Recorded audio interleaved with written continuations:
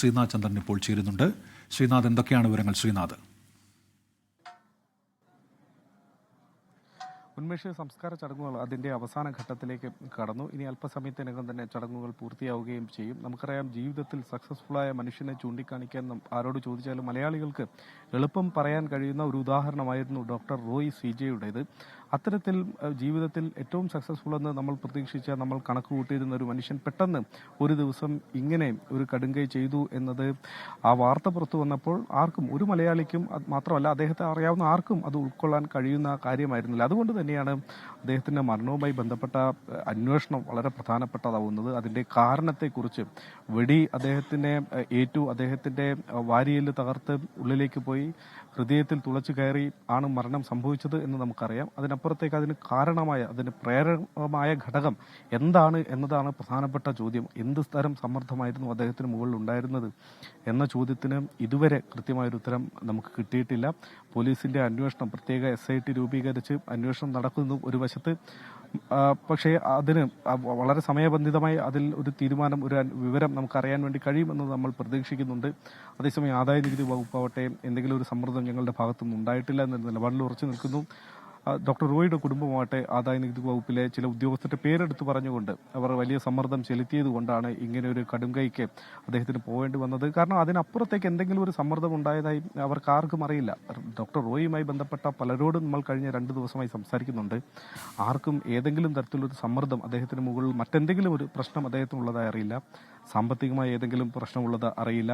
അദ്ദേഹത്തിന്റെ കുടുംബജീവിതത്തിൽ എന്തെങ്കിലും വ്യക്തിപരമായ എന്തെങ്കിലും ബുദ്ധിമുട്ടുകൾ അറിയില്ല. അങ്ങനെ യാതൊരു പ്രശ്നവും ആർക്കും അറിയാത്ത ഒരു വ്യക്തി പെട്ടെന്നൊരു ദിവസം ഇങ്ങനെ ഒരു കടുങ്കൈ ചെയ്തു എന്ന് പറയുമ്പോൾ അതിന് എന്ത് സമ്മർദ്ദമായിരുന്നു അദ്ദേഹത്തിന് ഉണ്ടായിരുന്നത് എന്നത് അറിയേണ്ടതുണ്ട്. ഡോക്ടർ റോയിയുടെ 2 മൊബൈൽ ഫോണുകൾ ഇപ്പോൾ അന്വേഷണ സംഘത്തിന് കൈവശമാണ്. അത് ഫോറൻസിക് പരിശോധനയ്ക്ക് അയച്ചിട്ടുണ്ട്. അതിൽ നിന്ന് കിട്ടുന്ന വിവരങ്ങൾ വളരെ നിർണായകമായിരിക്കും.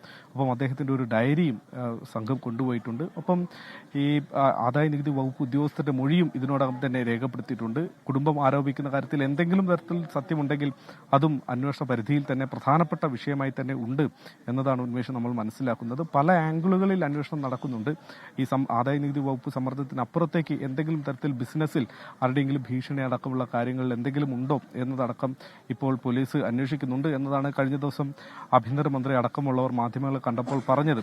ഏതായാലും അദ്ദേഹത്തിന്റെ അവസാന യാത്ര അദ്ദേഹത്തിന് പ്രിയപ്പെട്ട ബംഗളൂരുവിൽ തന്നെയാണ്. അദ്ദേഹം വളർന്നത് യഥാർത്ഥത്തിൽ ബംഗളൂരുവിലാണ്. കോൺഫിഡന്റ് ഗ്രൂപ്പിന്റെ വളർച്ച കണ്ട നഗരമാണ്. രാജ്യത്തെയും വിദേശത്തെയും വലിയ വലിയ പ്രൊജക്ടുകളൊക്കെ തന്നെ നിയന്ത്രിച്ചത് ബംഗളൂരുവിലെ കോൺഫിഡന്റ് ഗ്രൂപ്പിന്റെ ആസ്ഥാനത്ത് വെച്ചാണ്. അവിടെ വെച്ചാണ് അദ്ദേഹത്തിന് ജീവൻ നഷ്ടമായത്. ഇപ്പോൾ സംസ്കാര ചടങ്ങുകൾ നടക്കുന്ന ഈ നേച്ചർ ലക്ഷറി എന്ന റിസോർട്ട്, അത് ഡോക്ടർ റോയിയുടെ പ്രിയപ്പെട്ട ഇടങ്ങളിൽ ഒന്നായിരുന്നു. അദ്ദേഹത്തിന്റെ ആഗ്രഹമായിരുന്നു എന്തെങ്കിലും മരണം സംഭവിക്കുകയാണെങ്കിൽ തന്റെ സംസ്കാര ചടങ്ങുകൾ ഇവിടെ വെച്ച് തന്നെ നടത്തണമെന്ന്. ഇന്നിപ്പോൾ രാവിലെ പൊതുദർശനം ഇവിടെ വെച്ച് നടന്നു. അദ്ദേഹത്തെ സ്നേഹിക്കുന്ന നിരവധി പേർ എത്തി. ആന്റണി പെരുമ്പാവൂർ അടക്കമുള്ളവർ രാവിലെ മുതൽ ഇവിടെയുണ്ട്. അവർ ഈ പൊതുദർശന ചടങ്ങിൽ പങ്കെടുത്തു, പള്ളിയിലെ പ്രാർത്ഥനയിൽ പങ്കെടുത്തു. ഈ സംസ്കാര ചടങ്ങിലടക്കം അത്തരം പ്രമുഖരുടെ ഒരു നിരയെ നമുക്ക് കാണാൻ വേണ്ടി കഴിയുന്നുണ്ട്. മലയാള സിനിമയുടെ ഭാഗത്തു നിന്ന്, സംഘടനകളുടെ ഭാഗത്തു നിന്നുള്ള ആദരം, റീത്തുകൾ ഇവിടെ വെച്ചിട്ടുണ്ട്. അവരുടെ പ്രതിനിധികൾ എത്തുകയും ചെയ്തിട്ടുണ്ട്. മലയാള സിനിമാ മേഖലയെ കൂടി വലിയ തരത്തിൽ പല പ്രതിസന്ധി ഘട്ടങ്ങളിലും സഹായിച്ചിട്ടുള്ള ആളാണ് ഡോക്ടർ റോയി എന്ന കാര്യത്തിൽ യാതൊരു സംശയവുമില്ല. സിനിമകൾ നിർമ്മിച്ചതിനപ്പുറത്തേക്ക് പലതരത്തിൽ സഹായങ്ങൾ സിനിമാ മേഖലയ്ക്ക് അദ്ദേഹം ചെയ്തിട്ടുണ്ട് എന്നത് സിനിമാ മേഖലയിലുള്ളവർക്കെല്ലാം അറിയാം. അങ്ങനെ റിയൽ എസ്റ്റേറ്റ് മാത്രമല്ല, അതിനപ്പുറത്തേക്ക് പല മേഖലകളിൽ ശ്രദ്ധ ചെലുത്തിയിട്ടുള്ള, സംഭാവനകൾ നൽകിയിട്ടുള്ള ഒരു വ്യക്തിയാണ് ഇന്നിവിടെ അദ്ദേഹത്തിന്റെ അവസാന യാത്ര കൂടി ഇപ്പോൾ പൂർത്തിയാക്കുന്നത്. നമുക്കറിയാം, ജീവകാരുണ്യ പ്രവർത്തനങ്ങളിലടക്കം അദ്ദേഹം വളരെ സജീവമായിരുന്നു. എന്നും പാവപ്പെട്ട ആളുകളെ സഹായിക്കാൻ കിട്ടുന്ന അവസരങ്ങൾ അദ്ദേഹം പാഴാക്കിയിരുന്നില്ല. സമൂഹ മാധ്യമങ്ങൾ, നമുക്കറിയാം, ഇൻസ്റ്റാഗ്രാമിലൊക്കെ വളരെ സജീവമായി ഇടപെട്ടിരുന്ന ആളായിരുന്നു. അദ്ദേഹത്തിന്റെ അവസാനത്തെ പോസ്റ്റുകൾ പോലും പരിശോധിച്ചാൽ നമുക്കറിയാം, അവിടെ കുട്ടികളെ, വിദ്യാർത്ഥികളെ സാമ്പത്തികമായി സഹായിക്കുന്ന സ്കോളർഷിപ്പുകൾ അടക്കം പ്രഖ്യാപിക്കുന്ന പോസ്റ്റുകളാണ് നമുക്ക് കാണാൻ കഴിയുന്നത്. അങ്ങനെ തന്നോടൊപ്പമുള്ള ആളുകളോട് ഒരു കരുണ കൂടി കാണിക്കാൻ ഒരു വ്യവസായി എന്നുള്ള രീതിയിൽ വലിയ സമ്പത്ത് ഉണ്ടാക്കിയ സമയത്തും അദ്ദേഹം അങ്ങനെ ഒരു കരുണ കൂടി മനസ്സിൽ കാണിച്ചു എന്നതാണ് അദ്ദേഹത്തെ കൂടുതൽ വലിയ സ്വീകാര്യനാക്കി മാറ്റിയത്. അങ്ങനെ കോൺഫിഡന്റ് ഗ്രൂപ്പ് എന്ന കമ്പനിയുടെ ബ്രാൻഡ് പോലെ തന്നെ സ്വയം ഒരു ബ്രാൻഡായി വളരാൻ അദ്ദേഹത്തിന് കഴിഞ്ഞു എന്നതാണ് അദ്ദേഹത്തിന്റെ ഒരു വലിയ മഹത്വം. മാത്രമല്ല, അധികം പ്രായമില്ല, 56 വയസ്സ് മാത്രം പ്രായമാകുന്നു.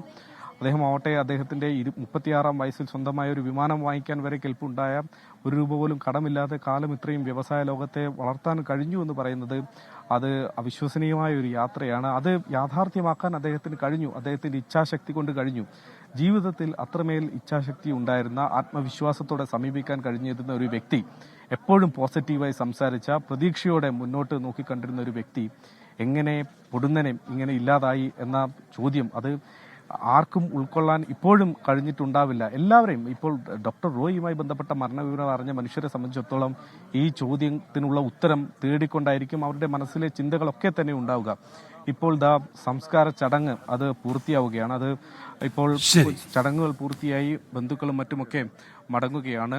പ്രിയപ്പെട്ട ഡോക്ടർ റോയ് അദ്ദേഹം ഓർമ്മയായി മാറുകയാണ്. ഉന്മേഷ്, ബംഗളൂരു അദ്ദേഹത്തിന് ഇപ്പോൾ വിട നൽകുകയാണ്. അദ്ദേഹത്തിന്റെ മൃതദേഹം ഇപ്പോൾ സംസ്കരിക്കുകയാണ്. ബെണ്ണർഘട്ടയിലെ റിസോർട്ടിലാണ് അദ്ദേഹത്തിന്റെ ആഗ്രഹപ്രകാരം തന്നെ അദ്ദേഹത്തിന്റെ മൃതദേഹം ഇപ്പോൾ സംസ്കരിച്ചത്.